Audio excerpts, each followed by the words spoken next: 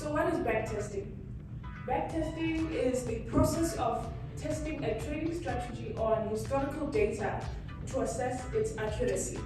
The proliferation of large language models has become even more acute in terms of what they do. But the problem is that the way we measure data, Dow Jones Industrial Average, FTSE 100, and just index providers in general. The goal of the project is to basically learn about the index business and how it works, what the providers do, what the different roles are in the industry, and how it impacts investors.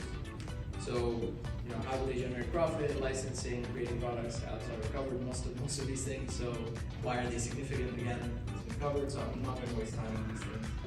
The goal of this project, BA 100, top 100 companies in Pennsylvania. Rating of corporate bonds.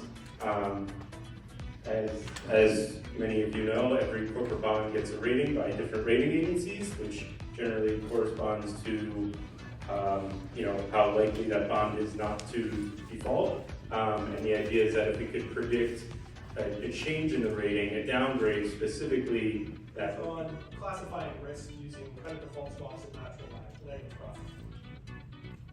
So the goal of the project is to simply design a model that can determine whether a CDS spread will increase or decrease based on positive or negative sentiment on quarterly earnings. Absolutely. In these past couple of years, one of them is ChatGPT, the other one is Fed. So nobody is, haven't heard about Fed, what they're doing this past couple of years. So I'm going to start with giving Shapley additive explanations, and how this technique works is that it looks at all possible combinations of features and checks how different combinations adjust the prediction of the model. So we only use monthly data for factor returns that we get from a financial website. We didn't use daily returns to compare.